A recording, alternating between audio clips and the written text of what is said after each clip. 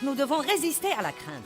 La seule attitude acceptable qu'un chrétien puisse avoir à l'égard de la crainte, c'est « je ne craindrai pas ». Pourquoi? Parce que Dieu est avec moi.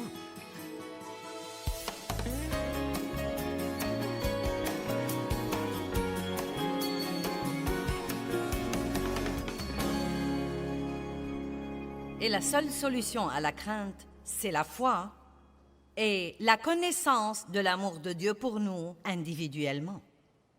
L'amour parfait chasse la peur. Comment pourrez-vous faire confiance à quelqu'un si vous ne croyez pas qu'il vous aime tout le temps et qu'il vous aime inconditionnellement? Si Dieu ne va m'aimer que quand je me comporte bien, j'aurai un besoin sérieux et je serai dans le pétrin. Amen. Donc, encore une fois, Dieu vous aime inconditionnellement. La Bible dit des choses étonnantes comme quoi, pour satisfaire son amour, lorsque nous étions encore des pécheurs et des ennemis à lui, Dieu est mort pour nous. Et s'il était prêt à envoyer son Fils unique, combien plus il nous donnera libéralement toutes les autres choses dont nous avons besoin. Dieu nous aime beaucoup et il a un bon plan pour notre vie et il ne veut pas que nous soyons tourmentés par la crainte. Non seulement il ne veut pas que nous soyons tourmentés par la crainte, mais encore il ne veut pas que la crainte entrave notre destinée. Chaque fois que nous essayons d'aller de l'avant ou de faire des progrès, Satan nous offre toujours la crainte pour nous faire régresser. Amen. Donc la crainte numéro 1 dont je veux vous parler, c'est la crainte du mal ou la crainte des ennuis. Personne n'aime avoir des ennuis. Et à l'instant où nous les voyons venir, nous disons normalement « Oh non, pas encore !» Et tout de suite l'effroi s'installe. Regardons le psaume 27, 13 et 14.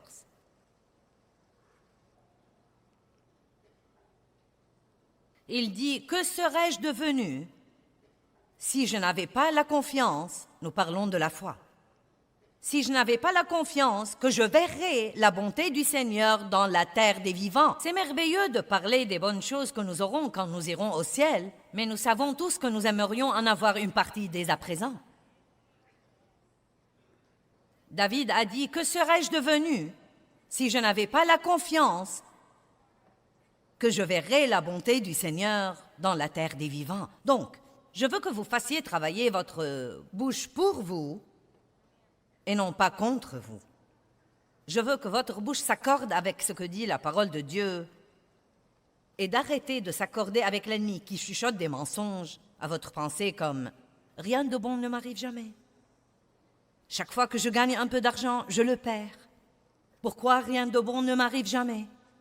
Au lieu de dire ce genre de choses, je veux vous encourager à dire tous les jours « Je crois que quelque chose de bon va m'arriver à moi aujourd'hui. Je crois. » Libérez votre foi. Nous avons tous la foi, d'après Romains 12, 3. Ce verset dit « À chacun est départie une mesure de foi. » Nous avons la foi, mais beaucoup de gens l'ont seulement, ils ne l'utilisent pas. Vous savez, j'avais ce bouclier vendredi matin, car la Bible dit dans Éphésiens de soulever le bouclier de la foi. C'est une autre façon de dire « libérez votre foi ». Quels sont les moyens dont nous pouvons la libérer? Par la prière, par les paroles et par l'action inspirée de Dieu. Combien d'entre vous peuvent se rappeler ça? La prière, les paroles et l'action. Ce que nous disons est très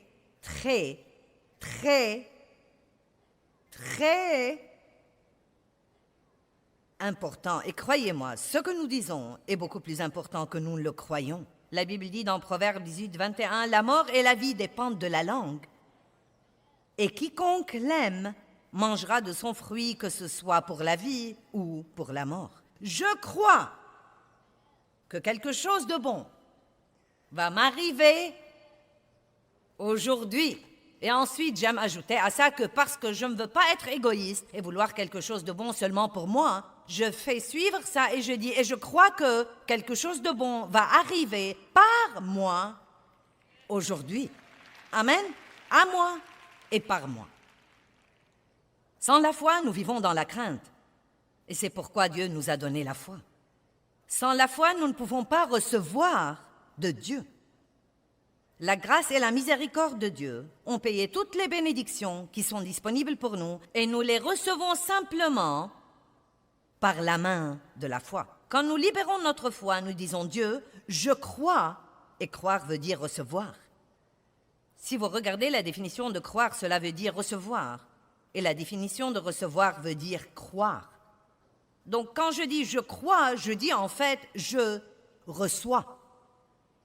Sans la crainte, nous ne pouvons pas recevoir de Satan. Pensez-y. Sans la foi, nous ne recevons pas de Dieu. Mais sans la crainte, nous ne pouvons pas recevoir de Satan. Maintenant, ce n'est pas parce que vous ressentez la crainte que vous devez craindre. Et c'est une chose très importante que les gens doivent comprendre. Nous allons toujours ressentir la crainte à différents moments, mais elle n'est pas la mienne jusqu'à ce que je la prenne. Ce n'est pas parce que je la ressens qu'elle est la mienne. C'est signe que le diable essaye de m'empêcher d'avoir quelque chose que Dieu veut que j'ai. Il essaye de me mettre dans un genre d'esclavage ou de me tourmenter à certains égards. Le doute est un type de crainte. L'effroi est un type de crainte. Et je voudrais même vous voir arriver au point où, quand les ennuis viennent, ou qu'il y a quelque chose dont nous devons nous occuper qui va être fâcheux ou pas très drôle ou pourrait probablement, vous savez, être un vrai problème, au lieu de dire « Oh, encore !» J'en ai plus qu'assez de ça. Combien de choses stupides vous avez déjà dites et vous ne vous êtes même pas encore occupé du problème? Oh mon Dieu, ça va me tuer si ça continue. J'aimerais vraiment arriver au point où nous pourrions dire, tout ce que je dois faire, je peux le faire par Christ qui me fortifie. Je ne craindrai pas. J'avais autrefois ce sentiment vague autour de moi tout le temps. Et je veux dire par autrefois la fin des années 70. Et j'avais essentiellement eu ce sentiment toute ma vie. Beaucoup de mauvaises choses me sont arrivées depuis que j'étais très petite fille. Beaucoup de choses tristes, beaucoup de mauvaises choses, beaucoup d'abus, beaucoup de craintes. Et tant de mauvaises choses m'arrivaient de tous les côtés que je suis arrivée au point où j'attendais plus ou moins le désastre suivant. Et donc même quand je suis devenue chrétienne et que j'essayais de servir Dieu diligemment, j'avais toujours ce sentiment vague, ce sentiment menaçant. Quelle est la chose suivante qui va arriver? Est-ce que quelqu'un comprend de quoi je parle? Et comme j'ai commencé à étudier la parole, j'étais debout dans la salle de bain un matin. Je vois toujours clairement où j'étais debout. Et j'arrangeais mes cheveux pour sortir ce jour-là et je me suis finalement arrêtée et j'ai dit, Dieu, quelle est cette chose que je ressens tout le temps et qui ne me permet jamais de me détendre ou d'oser même penser que quelque chose de bien va m'arriver aujourd'hui. Je ne savais pas encore ce que c'était. Et le Seigneur a parlé à mon cœur, le Saint-Esprit a parlé à mon cœur et il a dit « mauvaise appréhension ». J'ignorais ce que c'était. Mais comme Dieu, souvent, s'y prend avec nous, je suis tombée au cours des quelques jours suivants sur le livre de Proverbes 15. Et je voudrais que vous le regardiez avec moi. Proverbe 15. Tous les jours du malheureux et de l'affligé deviennent mauvais à cause des pensées angoissantes et des appréhensions, des mauvaises appréhensions. Mais celui qui a un cœur heureux a un festin continuel, indépendamment de ses circonstances. Nos jours deviennent mauvais à cause de l'effroi et des petites craintes vagues, comme quoi quelque chose arrivera qui sera plus que nous ne pouvons supporter. Eh bien, il y a des rumeurs sur un licenciement au travail. Je ne sais pas. Mince alors, ça m'a inquiétée. Je ne sais pas. Que penses-tu de ce qui se passe dans le monde aujourd'hui? Tout le monde demande à tout le monde. Que penses-tu de ce qui se passe dans le monde aujourd'hui? Eh bien, c'est très évident. C'est un gâchis. Et c'est un gâchis parce que les gens, en masse, pas tout le monde, mais comme une nation, nous nous sommes détournés de Dieu. Et les choses ne marchent pas comme il faut quand on essaye de se débarrasser de Dieu. Mais la bonne nouvelle, et il y a toujours de bonnes nouvelles, Mon Dieu, j'en ai assez d'écouter de mauvaises nouvelles tout le temps. Il paraît que tout ce que tout le monde veut faire, c'est de parler des problèmes. Il y a de bonnes choses parce que Dieu est bon et l'Évangile est la bonne nouvelle. Il y a beaucoup, beaucoup, beaucoup de bonnes choses. Et je veux parler de bonnes choses.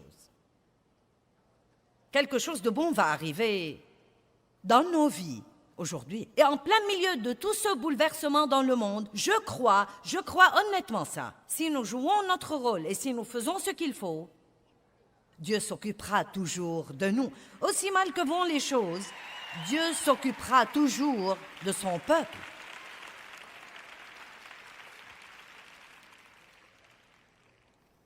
Et c'est ce que nous devons regarder. Les mauvaises appréhensions. Nos jours deviennent mauvais à cause des pensées angoissantes et des mauvaises appréhensions. Donc, au lieu d'attendre de voir ce que sera le problème suivant, pourquoi ne pas prendre l'attitude d'attendre de voir ce que sera la bénédiction suivante? Levez-vous avec enthousiasme. J'ai hâte de voir ce que Dieu va faire pour moi aujourd'hui. Dieu fait vraiment beaucoup de choses que nous ratons parce que nous sommes occupés à penser aux choses qu'il ne fait pas. Regardons Romains 8, 32, un merveilleux verset. Qui croit vraiment que Christ est mort pour vous? Vous croyez ça aujourd'hui? Alors, écoutez ça. Lui qui n'a point épargné son propre et unique Fils, mais l'a livré sur la croix pour nous tous, comment ne nous donnera-t-il pas aussi libéralement et gracieusement toutes les autres choses avec lui? Oh, bonté divine, c'est un verset riche. Si nous croyons que Christ est mort pour nous, et c'est absolument le don le plus grand, pourquoi vivons-nous donc en craignant que Dieu ne s'occupe pas des autres choses dans nos vies dont nous avons besoin? Quelque chose de bon va arriver. Le roi David, dans le psaume 23, dit « Je ne craindrai aucun mal, car tu es avec moi. » Je crois qu'il faisait une confession là. Je crois qu'il faisait la même confession que j'essaye de vous amener à faire. Tant de ces choses que nous voyons David dire dans les psaumes, je ne suis pas sûre qu'ils fussent nécessairement son compte-rendu de ce qui arrivait. Je crois qu'il déclarait ce qu'il croyait. Je ne craindrai aucun mal. Le Seigneur est mon berger, je ne manquerai de rien. Oui, même quand je marcherai par la vallée de l'ombre de la mort, tu es avec moi. Je ne craindrai aucun mal, car tu es avec moi. Ne craignez pas les mauvaises nouvelles. Et quand vous les recevez, la première chose à laquelle vous devez penser, je suis plus que vainqueur. Que veut dire vraiment ce verset dans Romains 8, 37? En plein milieu de toutes ces choses, nous sommes plus que vainqueurs. J'y ai beaucoup pensé. Et je crois vraiment ce que je me prépare à dire. Je crois qu'être plus que vainqueur veut dire que vous savez déjà que vous avez la victoire avant même d'avoir le problème. N'est-ce pas merveilleux d'être tellement hardi que quoi qu'il arrive, on ne doit pas le craindre? Si je perds mon travail, Dieu m'en donnera un autre. Dieu s'occupera de moi. Il m'a donné celui que j'ai et il m'en donnera un autre. Rappelez-vous, nous recevons du diable par la crainte. Nous recevons de Dieu par la foi. Nous devons résister à la crainte. La seule attitude acceptable qu'un chrétien puisse avoir à l'égard de la crainte, c'est « je ne craindrai pas ». Pourquoi? Parce que Dieu est avec moi. Et tant que Dieu est avec moi, il s'occupera de tout le reste. Dans Ésaïe 30, 18, c'est un beau verset. Il est très long dans la Bible amplifiée, mais il dit que Dieu attend, cherche et désire de trouver quelqu'un pour être bon envers lui et qu'il peut être bon envers ceux qui attendent, cherchent et désirent qu'il soit bon envers eux. Imaginez cette image. Dieu en haut dans les cieux qui dit parce qu'il est si plein d'amour et l'amour veut donner. Oh, que puis-je faire pour quelqu'un aujourd'hui? Et il ne cherche pas quelqu'un qui dit « Oh, je ne sais pas si je peux supporter ça. J'en ai plus qu'assez des mauvaises nouvelles. Un problème, chaque fois que je me retourne, je trouve un autre problème. Quand est-ce que quelque chose de bon va m'arriver? Dieu lui dira, eh bien, je devrais t'ignorer. Eh bien, que cherche Dieu? Il cherche ce petit croyant doux qui dit « Je crois vraiment que quelque chose de bon va m'arriver dans ma vie. Je crois vraiment que Dieu prend soin de moi. » Maintenant, vous savez quoi? Vous applaudissez tous, mais je veux vous demander, vous allez commencer à faire ça? Et non pas le faire pour 3 jours jusqu'à oublier ce que j'ai prêché pendant que j'étais ici. Faites-en une habitude. Et même au jour où vous avez des problèmes, levez-vous et dites « Dieu est de mon côté, il est avec moi, je ne craindrai pas ». Chaque fois que vous ressentez la crainte, dites « Je ne craindrai pas ». Ne soyez pas un chrétien paresseux, ouvrez la bouche et répondez au diable. Allez. Parlez un peu avec vous-même. Je dois me parler toute seule tout le temps. Je m'occupe en ce moment de quelques trucs qui ne sont pas très agréables. Parfois, je ne dois pas m'occuper de trucs, parfois si. En ce moment, je suis dans un temps où je dois m'occuper de quelques trucs. Et j'ai dû me parler toute seule, même ce week-end. Je suis si contente de prêcher sur la foi. Si contente de prêcher ce matin sur ne pas redouter les mauvaises choses auxquelles nous devons faire face dans la vie. Je dois continuer à dire, cela passera aussi. Ça marchera vraiment bien. D'ici une semaine ou la semaine d'après, ce sera bien fini. Dieu s'en occupera. Parlez-vous tout seul. Ne laissez pas le diable vous parler. Répondez-lui toujours. La deuxième crainte dont nous allons parler un peu ce matin est la crainte du rejet. Savez-vous que si vous craignez vraiment d'être rejeté, vous pourriez commencer à vous comporter d'une façon qui dit « Ne m'acceptez pas, je suis plutôt bizarre ». C'est vrai. Parce que la crainte vous attirera des choses, si c'est une crainte intense que vous avez depuis longtemps. Je peux vous dire en ce moment que pas tout le monde vous aimera, qui que vous soyez. En fait, on dit statistiquement, les experts disent que 10% de tous les gens ne vous aimeront pas et ne m'aimeront pas, et qu'on peut survivre au rejet. C'est un sentiment douloureux. Nous voulons tous être acceptés, et aimés et applaudis, et qu'on nous dise que nous sommes merveilleux, mais tout le monde ne va pas penser ça. Et si nous ne pouvons pas comprendre ça, le diable va toujours utiliser le rejet pour nous empêcher d'avancer. J'y ai pensé ce matin. Vous savez, Dieu est rejeté tout le temps et il est bien. Je ne sais pas pourquoi je n'y ai jamais pensé auparavant.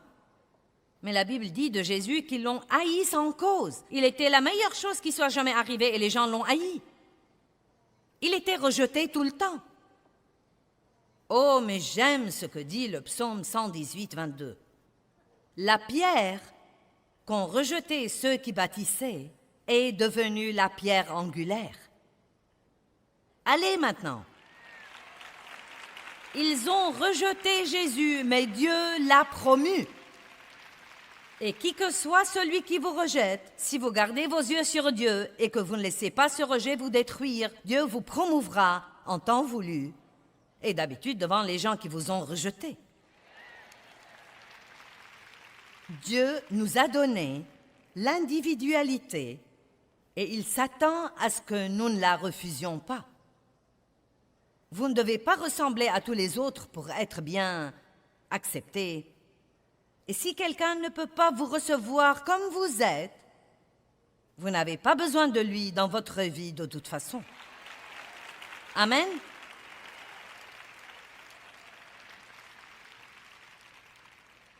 Regardons Luc chapitre 10, versets 10 et 11.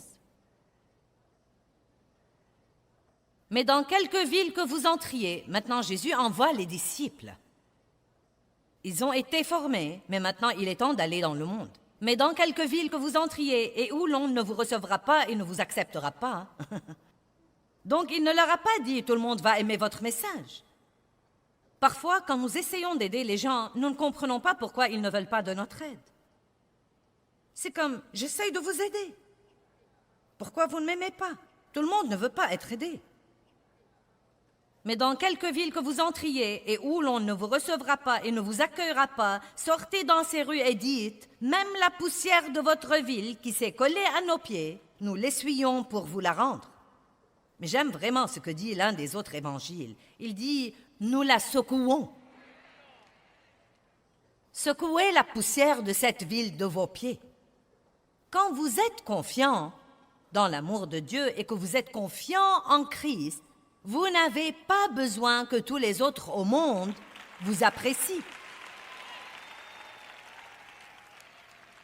Laissez-moi vous donner une parole de sagesse. Arrêtez de vous faire du souci pour ceux qui ne vous aiment pas et trouvez ceux qui vous aiment.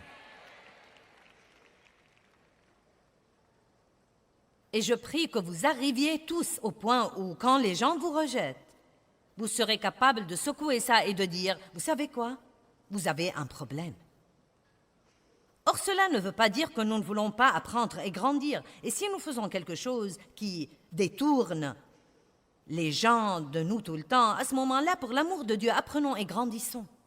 Mais le point essentiel, c'est que, aussi bien que vous vous comportiez, il va y avoir des personnes qui ne vous aimeront pas. Ils n'aimeront pas votre personnalité, ils n'aimeront pas vos manies. Vous n'allez pas vous accorder avec tout le monde. Parlons de la grâce pour un instant. Oh, la grâce est une chose si étonnante.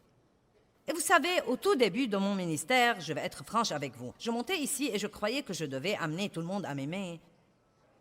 Et j'étais si blessée quand quelqu'un se levait et s'en allait, surtout au tout début, parfois, vous savez. Si j'étais invitée dans une église et que les hommes ne s'attendaient pas à moi, il y avait parfois des hommes qui se levaient et s'en allaient. Oh, c'était si dur. Mince alors, cela me blessait parce que je manquais d'assurance. Et je tirais toujours une partie de ma valeur des visages des gens, de leurs actions. Est-ce qu'ils sourient? Est-ce qu'ils froncent leurs sourcils? Sont-ils endormis? Sont-ils éveillés? Et vous savez, quand vous avez la crainte du rejet, vous imaginez des choses qui ne sont même pas vraies. Je me rappelle que j'étais une fois dans une réunion où j'enseignais, et au bout de 10 minutes seulement du sermon, une femme s'est levée, elle était dans la 2e rangée, et elle est partie. Eh bien, non, mais le diable m'a dit, elle ne t'aime pas. Et j'ai été tourmentée par ça tout au long de mon enseignement ce soir-là. Non, mais cela m'a presque achevée parce que je pensais, eh bien, mon sermon doit être mauvais. Et vous savez, c'est horrible. Non, mais si vous croyez que c'est dur que le diable attaque votre pensée, essayez de prêcher dans une salle remplie de gens et voyez-le attaquer votre pensée. Et quand cette réunion s'est terminée ce soir-là, quelqu'un est venu me dire « Mon amie m'a demandé de te dire qu'elle était vraiment désolée de devoir partir pendant que tu prêchais, mais elle devait aller au travail. Mais elle voulait tellement t'écouter qu'elle a fait tout le chemin jusqu'ici juste pour pouvoir t'écouter pour 10 minutes. »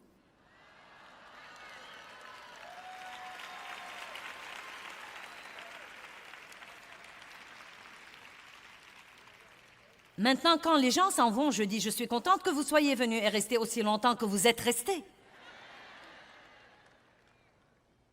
Tout dépend de notre pensée et de la façon dont nous décidons de regarder les choses. Croyez-moi, nous prenons les choses très différemment quand nous sommes plus sûrs et quand nous sommes confiants en qui nous sommes en Christ. Et je ne dis pas que le rejet ne fait pas mal si quelqu'un se présente et dit « Tu sais, tu es blablabla, blablabla. » Naturellement, ça va faire mal, mais je veux vous dire que vous pouvez survivre à ça parce que la Bible dit que celui qui vous rejette à vous rejette Jésus aussi. Jésus se sent visé quand les gens nous rejettent. Je ne me tiendrai plus debout ici pour amener tout le monde à m'aimer. Ce n'est pas ce que je fais ici. J'espère en Dieu pour vous amener à m'aimer.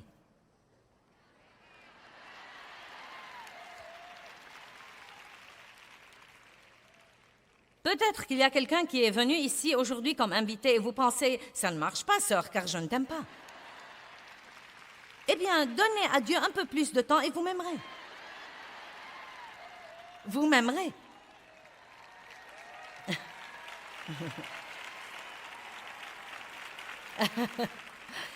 Vous voyez, je suggère que vous priez, Dieu, donne-moi grâce partout où que j'aille aujourd'hui. Dieu, toi, amène les gens à m'aimer, parce que je n'ai pas l'énergie de jouer au plus fin avec les gens. Eh bien, c'est trop de stress de sortir et d'avoir à ne pas être moi.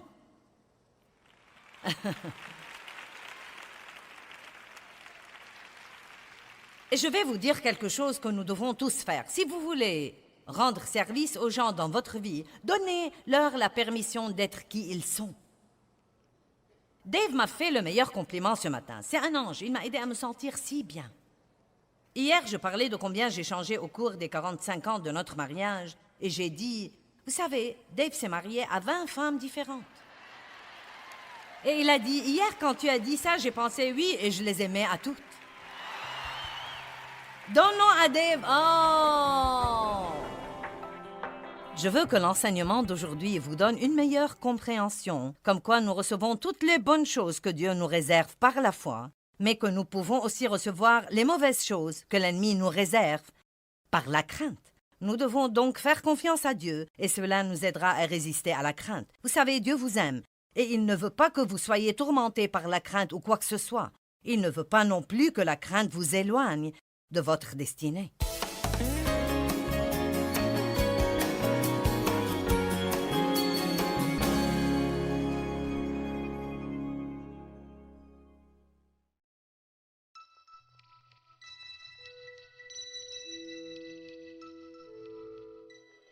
Le royaume des cieux est assailli avec violence, mais seuls les violents, hommes et femmes de Dieu, s'emparent de ce royaume et en jouissent dans leur vie. Pas les craintifs, pas les timides, pas les faibles, pas les peureux, pas les négatifs, pas les gens qui redoutent les ennuis, pas les gens qui craignent le changement, mais les violents, les hardis, les courageux, les gens qui disent « Je crois Dieu ».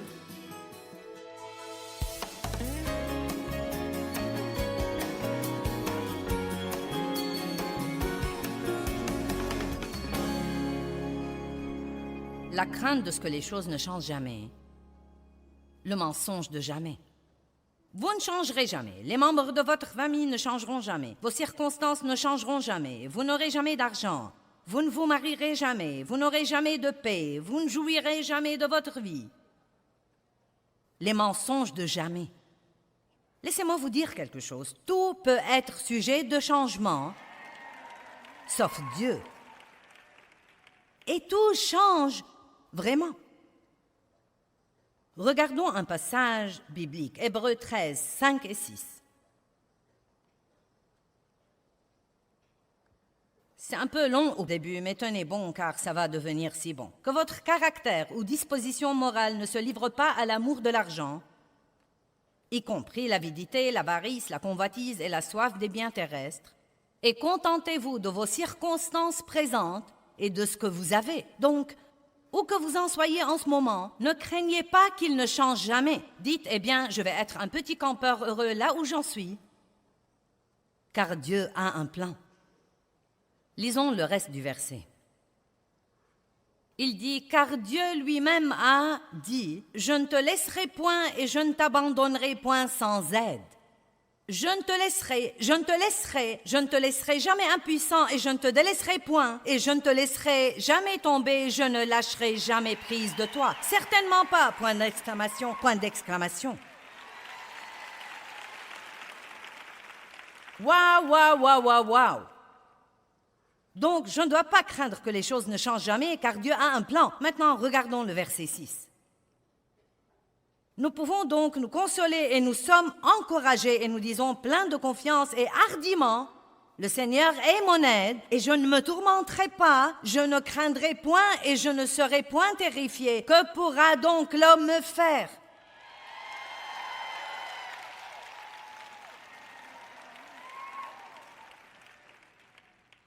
Il a dit, nous disons. C'est pourquoi il est très important, quand c'est Mauvaises pensées font la guerre à votre pensée d'ouvrir la bouche et de dire ce que Dieu dit, et non pas d'ouvrir la bouche et de dire la pensée que l'ennemi vous met dans la pensée. Allons-nous être le porte-parole de Dieu ou le porte-parole de l'ennemi? Est-ce que vous avez une idée sur l'importance de savoir ce genre de choses? Avez-vous une idée?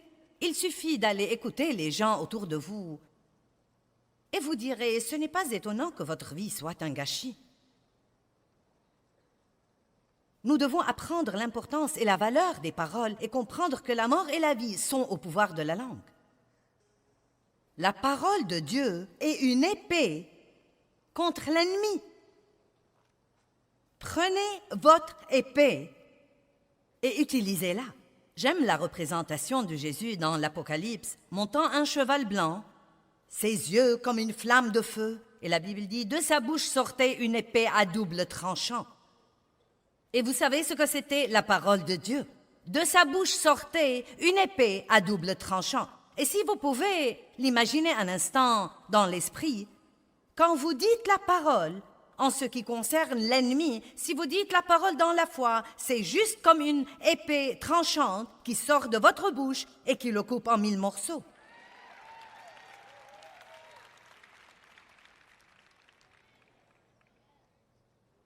C'est pour moi une des choses les plus précieuses que j'enseigne aux gens. Ça ne suffit pas de connaître la parole.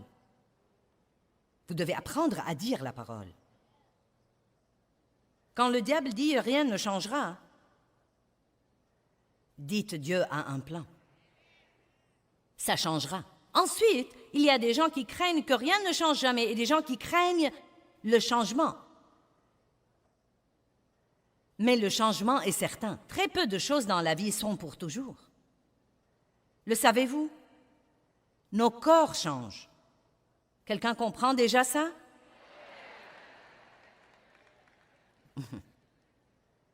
Oh, nous n'avons pas le temps d'aller là. Nos amis changent. Les enfants grandissent et quittent la maison. Les compagnies font faillite. Les quartiers se détériorent. Nous changeons d'avis. Nous changeons nos engagements. Nous changeons de position sur les choses. Peut-être qu'il y a des choses en ce moment dont vous êtes convaincus à 100%. Et d'ici 2 ans, vous pourriez penser, je ne sais pas comment j'ai jamais pu croire ça. Et même ce que nous voulons change. Ce que nous aimons change et nos désirs changent. Mais quand quelque chose change dans nos vies, même si c'est quelque chose que nous ne voulons pas changer et qui change de toute façon, la meilleure chose que nous puissions faire, c'est de changer d'avis et de nous rattraper sur ce plan. Il n'y a rien de pire que d'avoir son esprit dans le passé et son corps ici quelque part dans l'avenir. Regardons 2 versets que vous connaissez probablement, mais je crois que ça vaut la peine de les regarder ce matin. Ésaïe 43, 18 et 19. Ne vous souvenez pas sérieusement des choses précédentes et ne considérez pas les choses anciennes. Voici, je fais une chose nouvelle.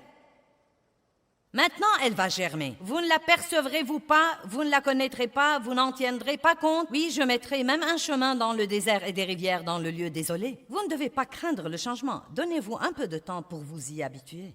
Qui est en plein milieu de changement en ce moment? Eh bien, certains d'entre vous n'aiment pas ça. Eh bien, ça ne va pas empêcher le changement.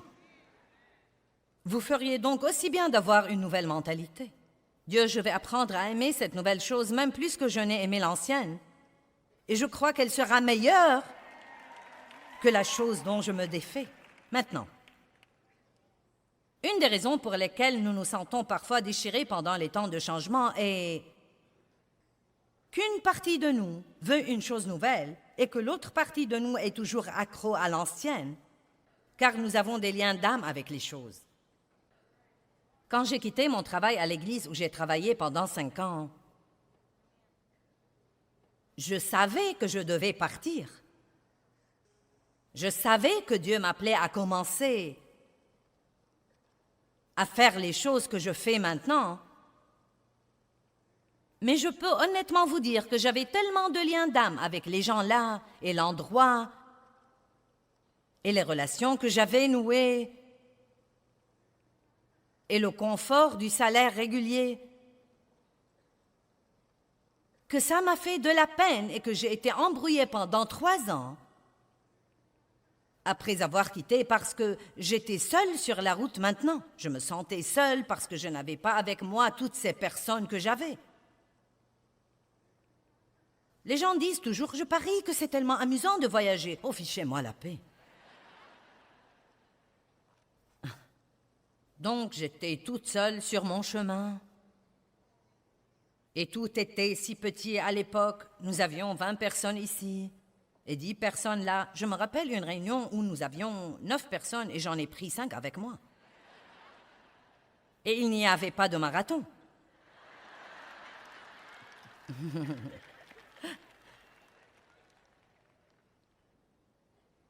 Et donc quand j'étais en ville, j'allais à l'église le dimanche. Et il y avait là tous mes amis et la belle musique.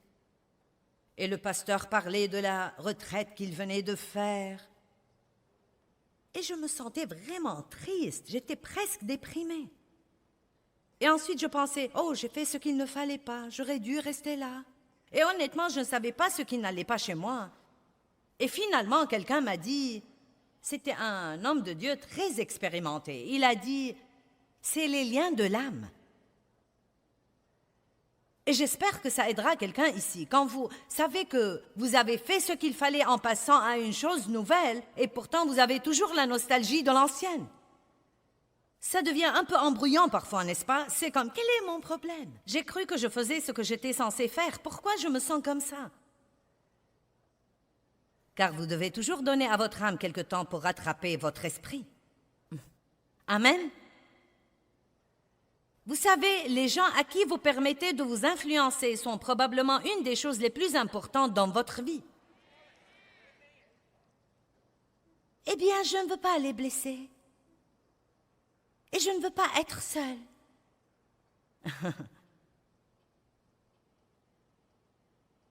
Vous seriez dans une meilleure position en passant quelques nuits seules, plutôt que de laisser les gens empoisonner votre vie. Mais voici l'essentiel. Même si vous rompez cette relation parce que vous savez qu'elle vous empoisonne la vie, cela ne veut pas dire que vous n'allez pas la regretter. Cela ne veut pas dire nous pouvons même regretter la misère.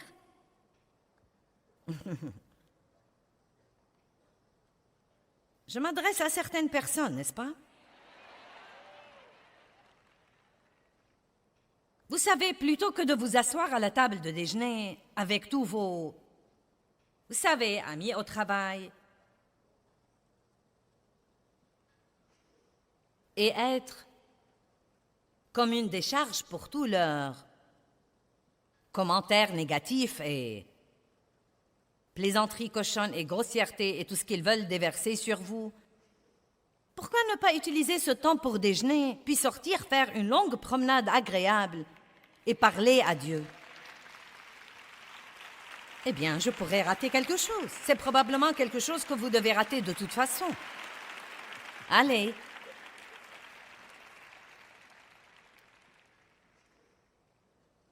Ne craignez pas de changer.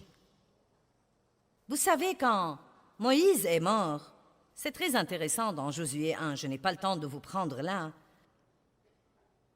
Dieu est allé à Josué et lui a dit une chose vraiment étonnante, Moïse est mort. Je suis tout à fait sûre que Josué le savait. D'autant plus qu'ils ont déjà été dans un temps de deuil pour Moïse. Mais quand Dieu a dit Moïse est mort, il disait beaucoup plus que ça. Il disait, il est temps que les choses changent. Tu vas prendre une nouvelle responsabilité. Les choses ne vont plus être comme elles étaient. Il n'est plus tombé de manne par après. Il était temps que le peuple grandisse. Et peut-être qu'il y a des choses dans votre vie qui sont mortes depuis longtemps, mais vous les traînez toujours avec vous. Et ce que vous devez faire, c'est de lâcher l'ancien pour que vous puissiez complètement prendre le nouveau.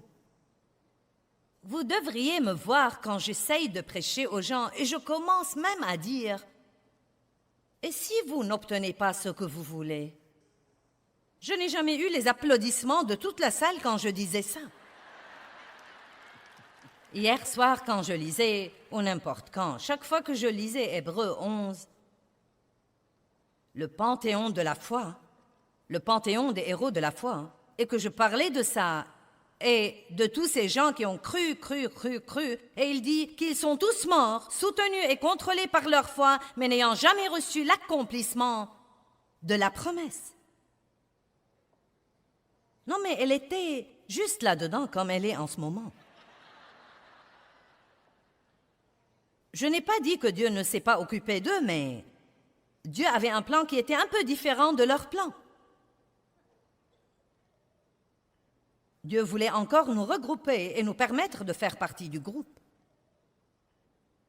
Dieu ne nous donne pas toujours tout ce que nous voulons et nous ne devons pas craindre ça. Nous devons dire, si je n'obtiens pas ce que je veux, cela veut dire que je ne suis pas sans...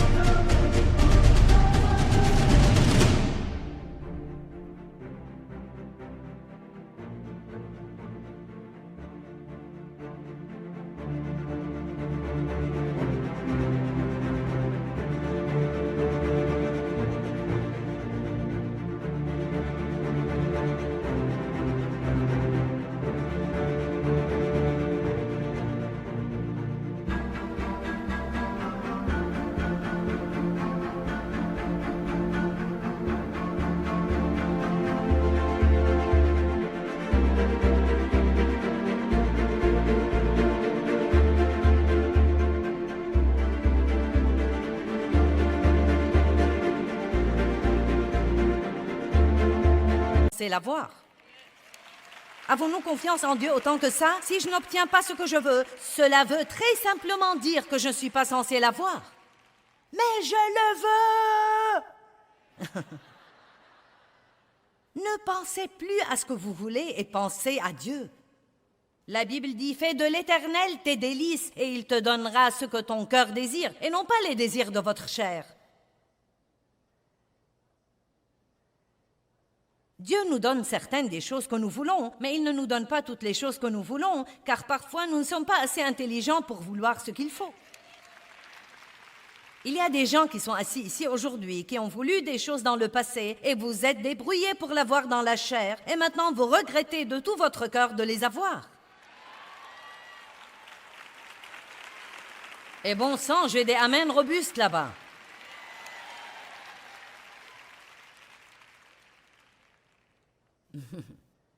Donc, espérez en Dieu. Dieu, je ne veux pas ça si tu ne veux pas que je l'ai. Ne craignez pas de ne pas avoir ce que vous voulez.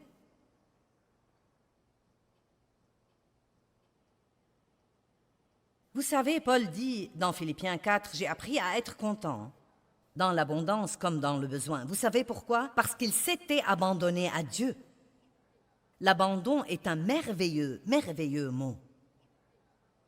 J'ai appris ce mot, peut-être, il y a 18 ou 20 ans. Combien c'est important de s'abandonner totalement à Dieu. Et cela veut dire que vous dites, Dieu, je crois que je vis en ce moment, que je suis dans ta volonté parfaite et que tout ce qui arrive dans ma vie va travailler pour mon bien. D'une façon ou d'une autre, ça va se conformer à ton plan. Et non pas « J'ai horreur de ça !»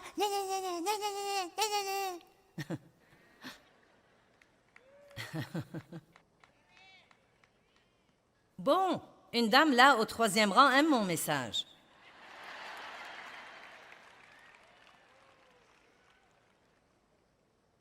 Eh bien, je n'arrive pas à croire que tout ce qui se passe dans ma vie soit de Dieu.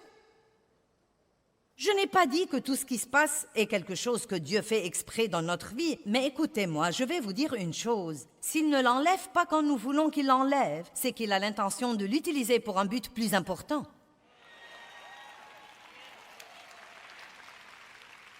La crainte de l'échec. Laissez-moi dire d'abord que nous allons tous échouer dans la vie, mais personne ne doit être un raté.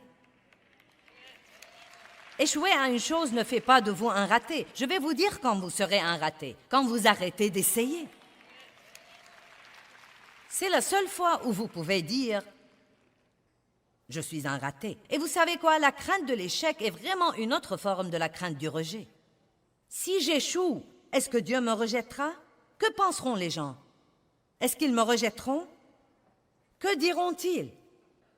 Nous devons être courageux et nous devons faire un pas de foi et découvrir. Là encore, j'ai tant d'histoires, je n'ai pas le temps de vous les raconter toutes, mais vous savez quoi? Je me rappelle tant de fois dans ma vie où j'avais si peur et où je faisais ce pas de foi. Et vous savez quoi? Beaucoup de fois, Dieu merci, les choses marchaient. Il y avait des fois où j'essayais de faire des choses et elles ne marchaient pas. Et vous devez avoir assez d'assurance pour dire « J'ai fait une erreur ». J'ai cru que j'étais menée par Dieu, je ne l'étais pas. Donc, débarrassez-vous-en et allez de l'avant. Ne laissez pas cette erreur être la fin de votre vie.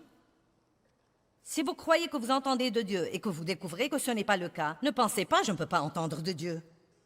Personne n'entend de Dieu parfaitement, personne n'est parfaitement mené par le Saint-Esprit. Nous apprenons. Je veux vous encourager aujourd'hui à être un chrétien violent. Vous dites, mais de quoi tu parles? Regardons Matthieu 11, 12. Courageux, violent. Depuis les jours de Jean le Baptiste jusqu'à présent, le royaume des cieux est assailli avec violence. Ce sont des violents qui s'emparent de lui comme d'un prix précieux. Une part dans le royaume céleste est cherchée avec la ferveur la plus ardente et l'effort intense. Si vous étudiez ces deux mots, les violents, violence et les violents, ils ont deux sens différents. Ce sont deux mots grecs différents. Et le premier, le royaume des cieux, est assailli avec violence. Cela veut dire attaquer, une mauvaise attaque. Et les violents veut dire les courageux et les énergiques. Le royaume des cieux est assailli avec violence, mais seuls les violents, hommes et femmes de Dieu, s'emparent de ce royaume et en jouissent dans leur vie. Pas les craintifs, pas les timides, pas les faibles, pas les peureux, pas les négatifs, pas les gens qui redoutent les ennuis, pas les gens qui craignent le changement, mais les violents, les hardis, les courageux, les gens qui disent « Je crois Dieu ». Et je n'ai pas peur de faire un pas de foi et de découvrir si ce que j'entends est vraiment de Dieu ou pas. Vous savez, j'ai essayé le ministère de la télévision longtemps avant que Dieu ne me l'ait donné. Nous avons loué un studio à la télé par câble à Saint Louis et j'allais avoir un talk show. J'ai pris 3 ou 4 de mes employés et nous allions nous asseoir et j'allais être comme l'hôtesse et leur poser...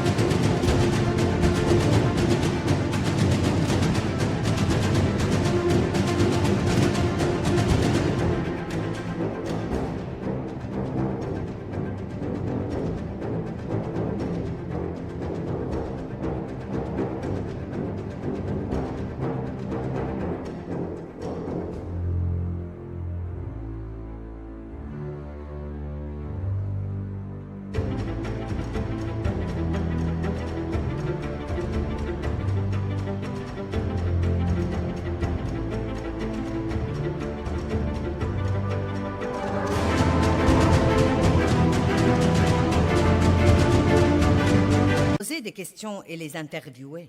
Ce qui est arrivé, c'est que je posais les questions et j'y répondais moi-même. Et ils s'asseyaient là comme des meubles supplémentaires. Et ce n'était même pas ce que Dieu voulait que je fasse pour commencer. Donc vous savez ce qui est arrivé? Après 6 mois d'être à la télé, je n'ai reçu qu'une seule lettre. et il n'y avait pas d'argent dedans. Mais quand Dieu a ouvert la porte, oh bonté divine, comme une inondation puissante.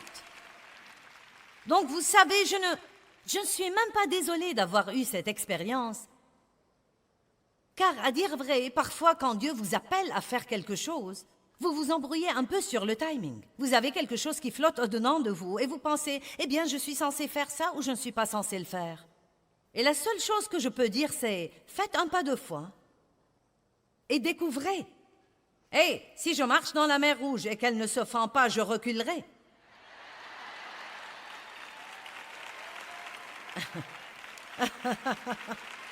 Ce n'est pas trop difficile à comprendre. Le pire que vous puissiez avoir est un orteil humide.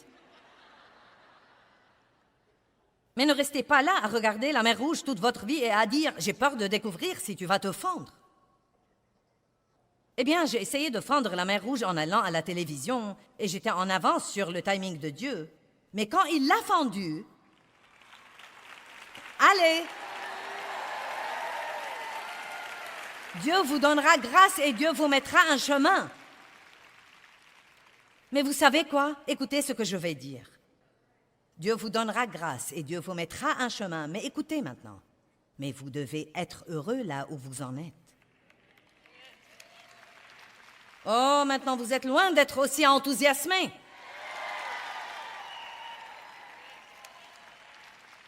Oh, vous êtes si marrant. J'ai dit Dieu vous mettra un chemin et Dieu vous donnera grâce et tout le monde dit ouais. Mais vous devez être heureux là où vous en êtes.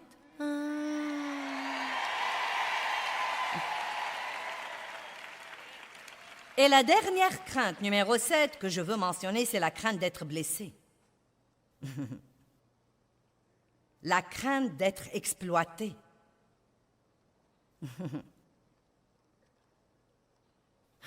Ne vivez pas comme ça. Vous ne devez pas craindre d'être blessé, car je peux vous dire d'avance que vous serez blessé.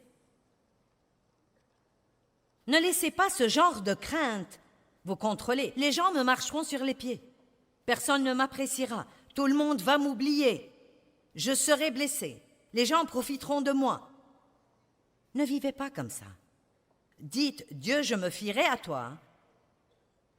Comme quoi, si je m'humilie sous ta main...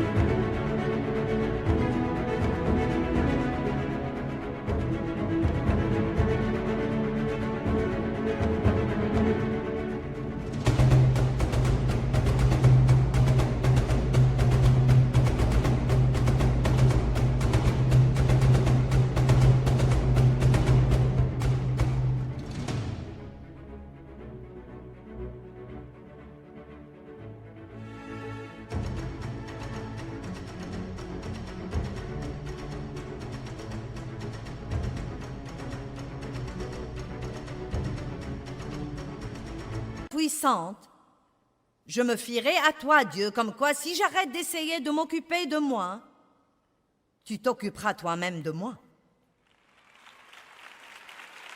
Si j'arrête d'essayer de me protéger, Dieu, je crois que tu me protégeras. Et pas seulement ça, j'ai compris il y a longtemps, oui, si je vais traiter avec les gens, je serai blessé parfois, mais vous savez quoi, le guérisseur vit en nous. Dès que nous sommes blessés, nous pouvons aller à lui et dire « Dieu, je m'attends à ce que tu guérisses cette blessure, mais je refuse de vivre dans la crainte. » Laissez-moi clôturer avec 1 Pierre 5, 6 et 7. Je veux que nous le regardions. Et c'est mon commentaire final pour vous aujourd'hui. Humiliez-vous donc sous la main puissante de Dieu, afin qu'il vous élève au temps convenable. Et déchargez-vous de tous vos soucis, toutes vos angoisses, toutes vos inquiétudes, toutes vos préoccupations, une fois pour toutes, sur lui, car lui-même vous aime affectueusement et prend soin de vous attentivement. Arrêtez d'essayer de vous occuper de vous-même et laissez Dieu être Dieu. Amen.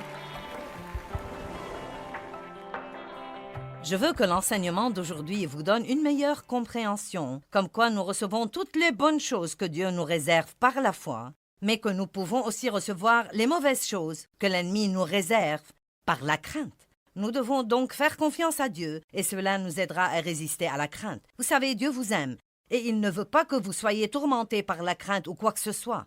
Il ne veut pas non plus que la crainte vous éloigne de votre destinée.